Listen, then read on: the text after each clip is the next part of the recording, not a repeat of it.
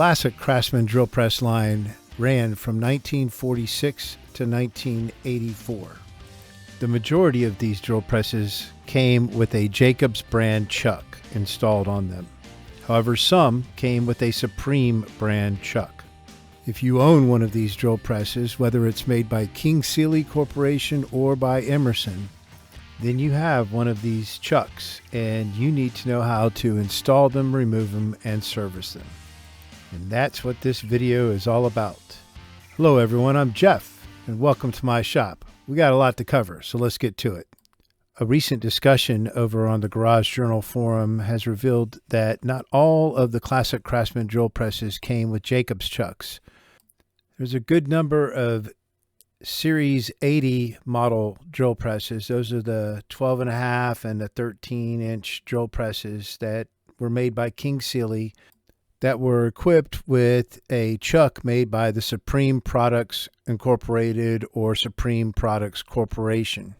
This is a page from one of their catalogs, and you can see that chuck model number 15T33-C also had the safety lock collar on it. This is a Supreme chuck that was on a Series 80 drill press. More recently, a Garage Journal member posted some pics of a recent purchase that he picked up of an Emerson Gen 3/4, and it had a very unique chuck on it that even had the Craftsman logo. And until we get an opportunity to take this thing apart, we won't know who actually made this chuck, but it's very unique. And these are some images provided by Frank Lee of a Supreme chuck that he pulled off an 80 series drill press some time ago.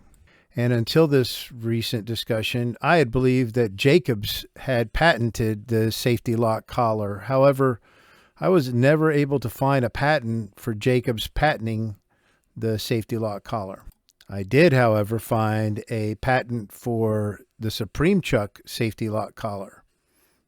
And given the dates, it's certainly more likely that Jacobs developed this safety lock collar first, and then Supreme improved upon it with the ball bearing. And based on all this information, it looks like the installation and removal of the Supreme chuck will be pretty much the same as it would be for the Jacobs chuck. However, the disassembly and assembly of the Supreme chuck will have a couple of differences. I don't have a Supreme chuck to really show you how to take them apart and put them back together, but I'm working on that. So for now, that's all the information I really have on the Supreme chuck, and the rest of this video is going to be about the Jacobs chuck. This is a page from the 1947 Craftsman Tool Catalog, and here you can see that the Jacobs chuck was included with the 100 series drill presses when they sold in 1947. This is actually the first images we have, but the line began in 1946. And in this close-up, you can see that the chuck is identified as a 6A-33 key chuck, made by Jacobs, 0 to 1/2 inch capacity. Jacob calls this model series the Model 34 chuck. And in 1950, they produced a variant of this Model 34 chuck that they designated Model 34B.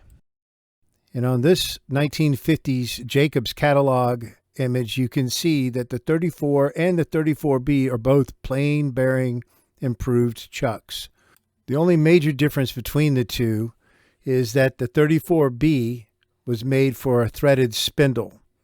And they're not talking about the spindle actually being threaded, but a thrust collar on that spindle.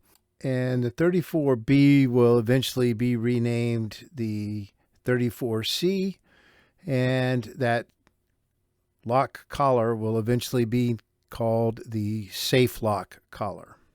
And in May of 1951, Craftsman took out a full-page ad in Popular Mechanics. This is the earliest source that we are aware of that displays the Jacobs Safe Lock collar chuck. And it clearly states that it's exclusive to Craftsman and exclusive to Jacobs. This is an image from the 1952 Craftsman catalog. And here you can see they're introducing the new and improved Jacobs safety lock chuck. The reason for this change on the chuck and why Craftsman incorporated it in their drill presses is that they already had that threaded thrust collar on the spindle for some of the attachments that were available for the 100 series drill presses. And this threaded collar on the chuck now ensured that the chuck could withstand lateral forces and not come flying off of the spindle. The replaceable parts for these chucks, the keys, the sleeves, the jaws, and the nut units were all interchangeable between the 34 and the 34B. Today, you can still buy these chucks from Jacobs or from one of the resellers like Granger. This is the 34B, and it's manufacturer model number 14451. The standard 34 is manufacturer model number 14445. And both of these chucks require a 33 Jacobs taper to mount onto the spindle. Jacobs and their resellers also offer the rebuild kits that come with a replacement set of jaws, the nut unit, and you can buy the sleeves if you need those. But for the price of a rebuild kit, you may as well just buy a new chuck. All new chucks are sold with a key, but if all you need is a key, you can buy a replacement online from one of the resellers. It's model number S-K3C, and they sell for around $8. The 34 series chuck owes its heritage or lineage to the original 1902 patented Jacobs chuck. So the improved chuck basically changed where the teeth on the chuck and where the key engaged, but otherwise are the same. And before we go any further, there is a tool that I recommend made by Gear Wrench. It's an adjustable pin spanner wrench, and it is manufacturer number 81861. And in all of the chucks that I've removed and installed, I have found this to be the absolute best tool for removing any of the chucks that have the safety lock collar. However, if you have a Jacobs number 34 chuck that does not have the safety collar, you're going to need a set of these wedges. These are the number 6 wedge set from Jacobs, and they are specifically for the 33 Jacobs taper. And this is the tool that you will need to remove the chuck from the spindle. And here we have the two styles of 34 series chucks, the 34 and the 34B or 34C. If you have a 34, you probably have this thread protector that's designed to protect the threads on the thrust collar that is on the spindle. Notice that the sleeve on the 34B or C is smooth, but they are essentially the same chuck, except that the 34B or C has the attached threaded safety collar. Removing a Series 34 chuck is a fairly simple procedure. You have your two wedges, and on these wedges, one side has an angle cut on them and the other side is flat. And you're going to face the two wedges so that the two angled sides face each other. And you're just going to wedge them between the chuck body and the thrust collar on the spindle, even if you don't have that thread protector. And squeeze them as tight as you can. And then get a hammer and start tapping them. Now make sure you're holding on to the chuck while you do this, because the chuck will fall when it breaks loose. And there you go. And then you can just remove the thread protector, and that's all there is to it. So the way that these wedges work is as they come closer together on that taper, they expand the gap between the chuck and the thrust collar, which forces the chuck off of the taper. You can see how there's a thicker area that's behind my thumb. Move my hands, but you should see how it works. To install a 34 series chuck, if you've got the thread protector, go ahead and put that on first.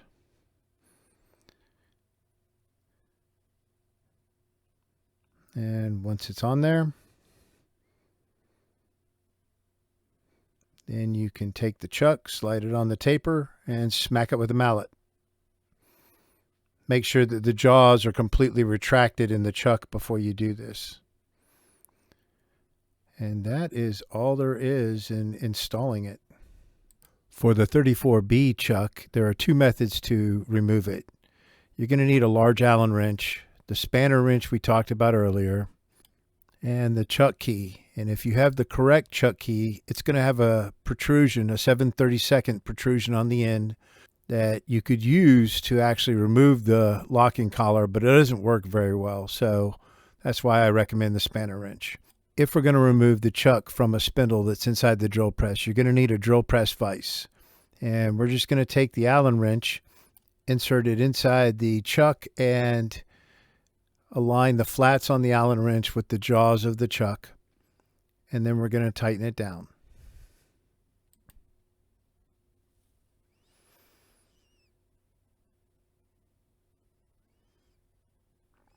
Next, we're going to just put the Allen wrench inside the drill press vise and tighten the vise down.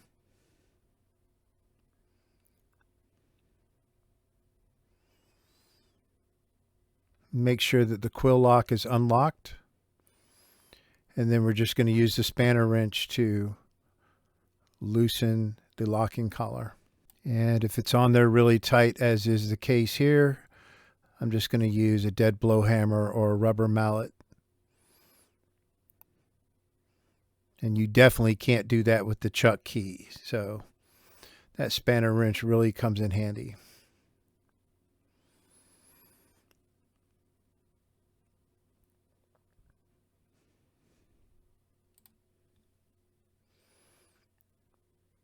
And then once it is completely loose, the quill may come up. If not, you can just push it up and the chuck should come off of there.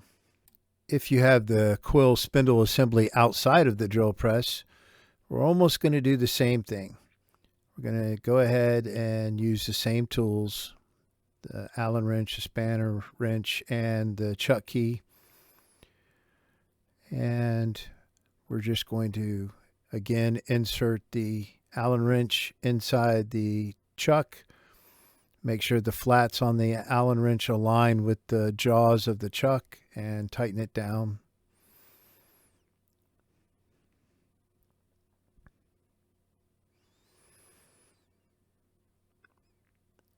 Then we're going to place the Allen wrench inside a vise.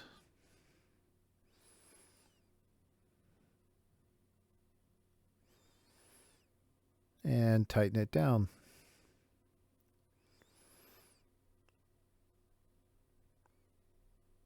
Then we're going to use the spanner wrench and loosen the locking collar. And then we'll be able to pull the spindle out of the chuck.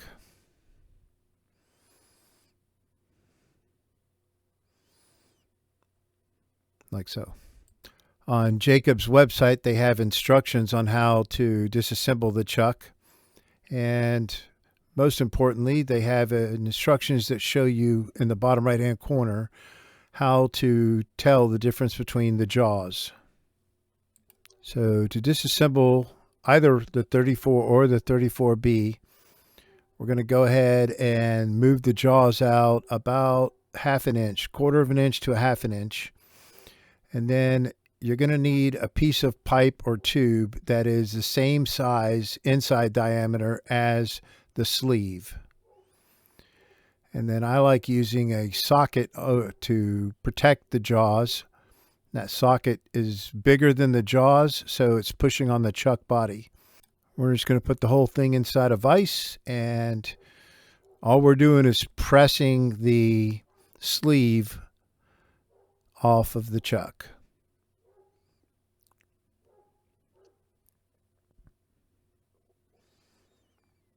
And the tool I'm using right now is not long enough, so I'll go ahead and get a little bit longer piece of tube there. And put that socket back over the jaws. Put it back inside the vise. Compress it some more. And you may feel it pop, but once it's off, you'll be able to slide the sleeve the rest of the way off, like so. Now inside the chuck, you're going to have a split nut that has 2 halves, and then you've got the 3 jaws.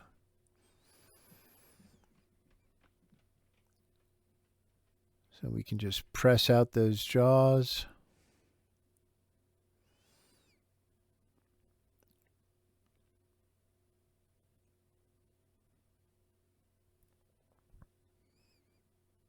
And you can use a punch to push them out if they're not moving very well.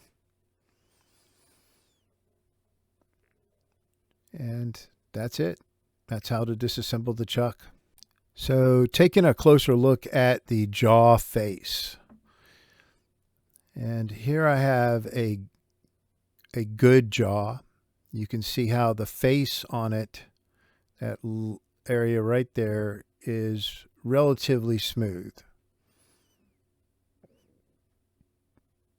And this is a badly worn jaw. It's got several nicks in it.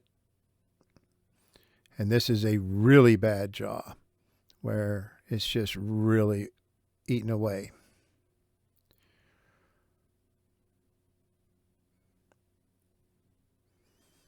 So the way that you tell the difference is you can go to Jacob's website, or you can just lay them out. And we're looking at the space between the bottom of the jaw and the first tooth. Or you can look at the very top of them and see kind of the same thing. But basically we've got 1, 2, and 3, 3 being closest to the camera. And this is the chuck body for a 34. And the 34B is exactly the same, except it has the safety locking collar on top. This is a sleeve for a 34, and the 34B is exactly the same, except it's smooth. And this is the split nut. There's only one way for it to go. So before you assemble a chuck, you're going to want to lubricate it. I like using an NLGI number 2 grease. This is 3% moly. It's called Mystic. And it's an excellent grease for this. And I'm just going to use a Q-tip, and I'm going to apply the grease inside all the bores, all 3 of the bores for the jaws. And while I'm applying this grease, now that you know how to tell the difference between the 3 jaws, you might want to know which bore do they go in the chuck body. And I have yet to find one of these Jacobs chucks that isn't marked. So on this one, you can barely see the number 1, but as I rotate it, you'll see the number 2, clear as day, and then the number 3. Sometimes there'll be Roman numerals, but they're all marked.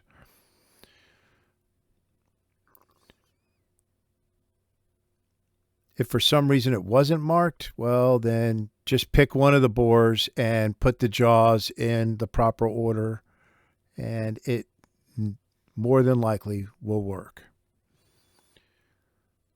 But it's not an overly complicated device. So we're going to go ahead and lube up the jaws as well. And then we're going to put them back in the order they need to go into the chuck. Bum, bum, bum. And then we're going to rotate the chuck until we're at the number 1 and insert the jaw so that the teeth of the jaw are facing out, because that's what's going to engage with the split nut. So now we're installing number 2.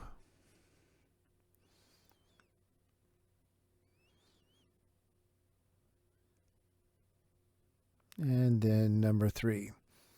And I start off assembling every chuck with the jaws completely pushed into the chuck as far as they'll go. Most of the time this works for me.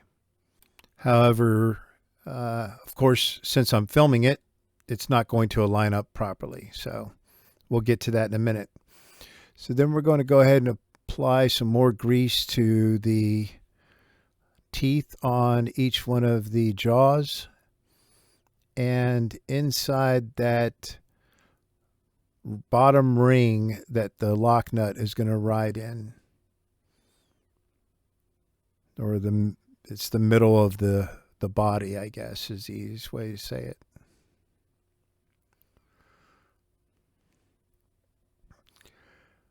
And then we're going to go ahead and put the split nut on the chuck. And if we did it right, after we manipulate this nut a little bit, rotating it left and right, it should lock into those teeth. And as we rotate it, the jaws should start to protrude from the bottom of the chuck. But of course, that ain't going to work. It would be too easy. So my next option is I press all of the jaws down until they are flush with the top edge of that upper ring. And then we try putting the nuts back on. This means that they're going to protrude from the outside or from the bottom of the chuck by about 1/8 of an inch. But I make sure they're all even coming out of the chuck. And then we try the nut again. And we got a little bit of fuzz from one of the Q-tips on there. And this time they are spinning fine. So now we're going to spin so that the jaws completely come out of the chuck, and they should all be level, flush, like they are. And if that's the case, then we've assembled it correctly. So all we need to do is apply a little bit of lube on the inside of the sleeve.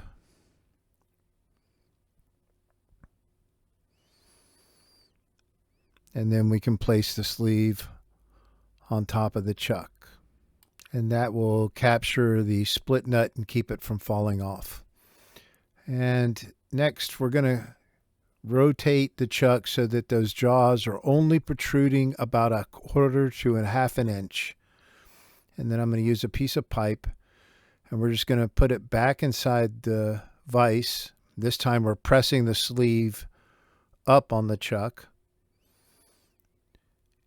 And since we've got those jaws protruding from the end, we're only going to go so far, and then we're going to get a bigger piece of pipe, longer piece of pipe.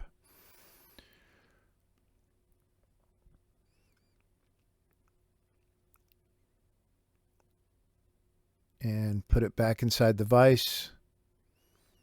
And all we've got to do is close that 1/4 of an inch gap there near the left-hand side of the screen, and the sleeve will ride up on that lip that's right below the locking ring.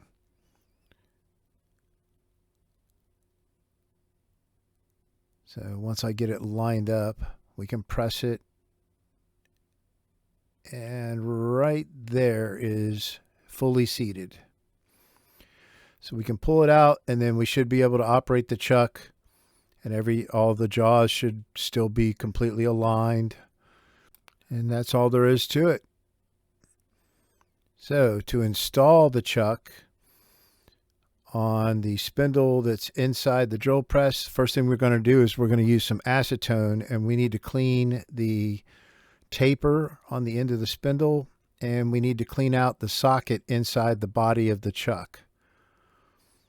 We're not going to put any oil on this or grease on this or anything like that. Then we're just going to connect the chuck and tighten down, hand tight, the locking ring.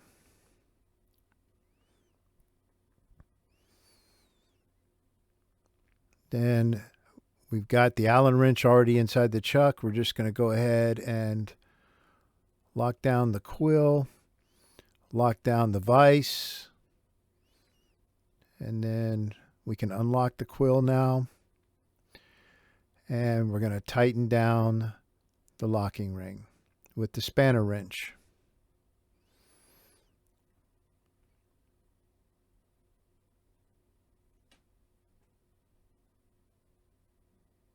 And that should be pretty close to it. Yep, good to go. So then we can just loosen the vise and take the Allen wrench out of the chuck, and we're done.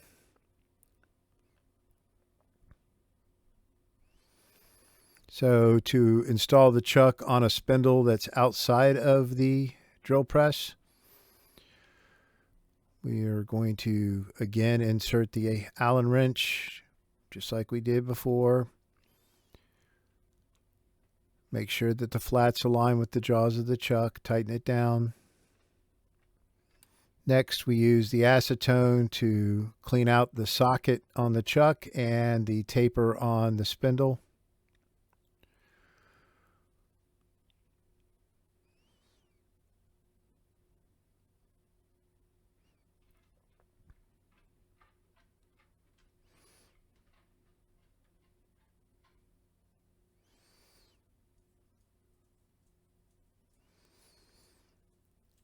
Now, if you have the feed stop bracket off of the quill at this time, you're going to need to install that before you install the chuck,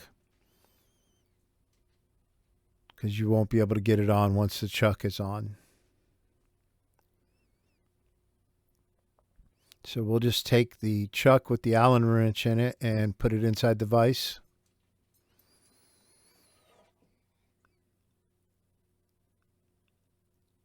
And then we're going to place that feed stop bracket on the quill. And it really doesn't matter what position it's in. It just needs to be on there. We can move it around once we're back at the drill press, but I'm going to go ahead and put the screw, washer, and nut on it.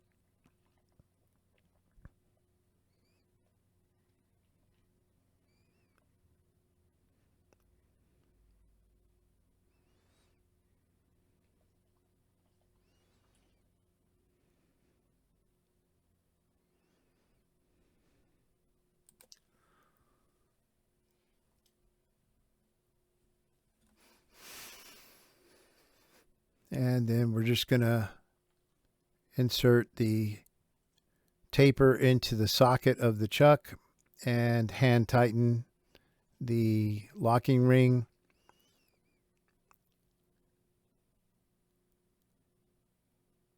I guess we'll put the cap on top of the acetone.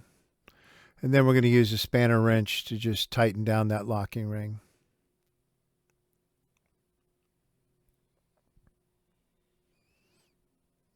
In the correct direction.